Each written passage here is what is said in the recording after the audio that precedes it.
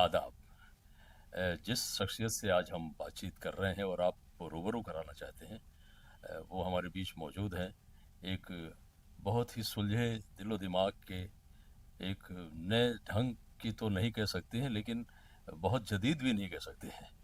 तो बेहतरीन तरह की शायरी करने वाले, जिसमें इंसानियत है, लोग हैं, बहुत सारे लोग हैं, बच्चे भी हैं, बुजुर्ग भी हैं और महिलाएं भी हैं, स्त्रियां भी हैं, औरतें भी हैं। इनको समेटते हुए इनके ऊपर लिखने पढ़ने का काम करने वाले शायरों में अगर एक नाम और जुड़ जाता है तो उनका नाम होता है, आपका नाम आप ही से पूछते मासूम हैं। खुर्शीद। डॉक्टर कासिम खुर्शीद साहब, तो आपका इस्तकबाल है।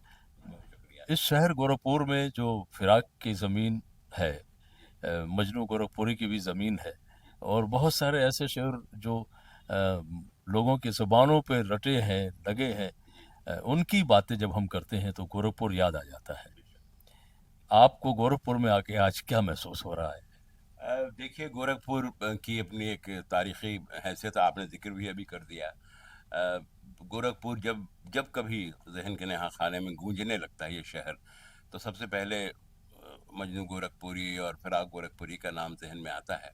और मेरा ये इसके हुस्न इत्तेफाक कह लीजिए कि जब मैं ऑल इंडिया रेडियो में था, जब हमने अपना सफ़र शुरू किया था, तो उस ज़माने में फिराक साहब की गज़लें बजाया करते थे हम, कि बहुत पहले से उन कदमों की आहट जान क्या लेते बात हैं, है। तुझे ऐ ज़िंदगी हम दूर से पहचान लेते हैं।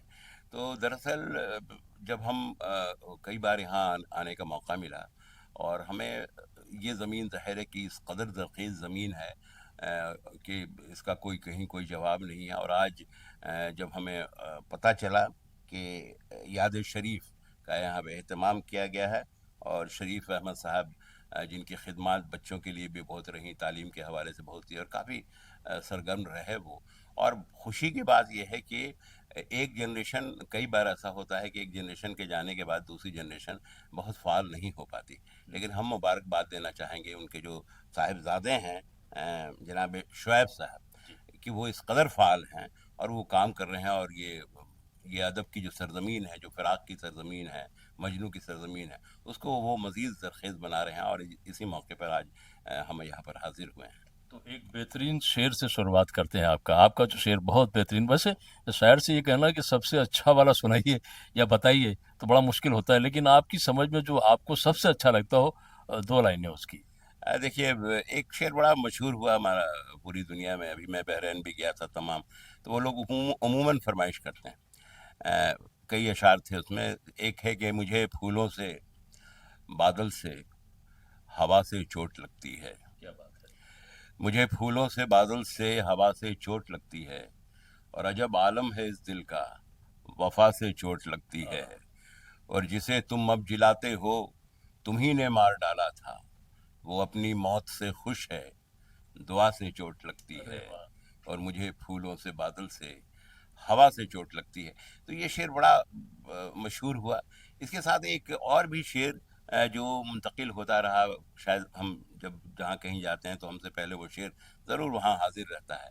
और वो शेर था कि तुम्हारी याद में खोता नहीं हूँ, तुम्हारी याद में तुम्हारी खोता याद नहीं, में खोता नहीं हूँ, मगर मैं रात भर सोता सोता नहीं। नहीं क्या हूँ। बात है। कि तुम्हारी याद में खोता नहीं हूँ, मगर मैं रात भर सोता नहीं हूँ।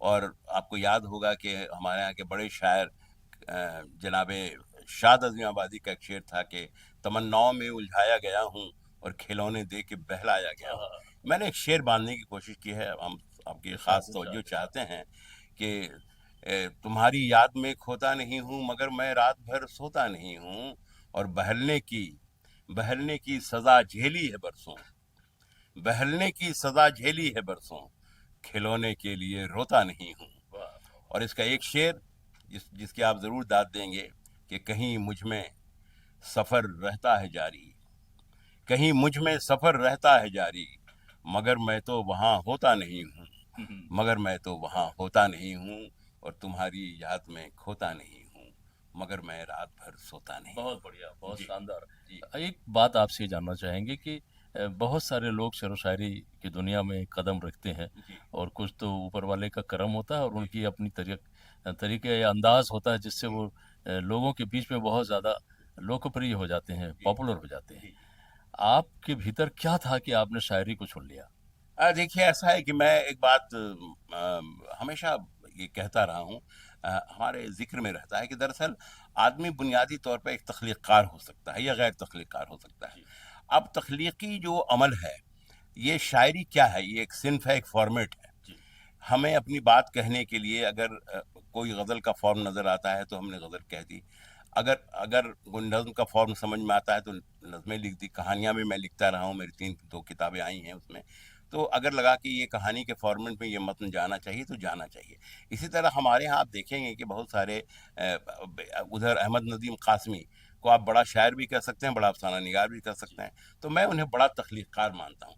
तो आप जो कह रहे हैं कि मेरे साथ एक अमल ऐसा रहा है शुरुआती दौर से कि मैं शायरी या कविताएं लिखता रहा, मैं कहानियाँ में लिखता रहा, और मुझे महसूस हो गया असातिज़ा के साथ रहते रहते कि ये मतन अगर शायरी में जाना चाहिए या गज़ल के फॉर्म में जाना चाहिए, तो बस गज़लें में कहने लगा।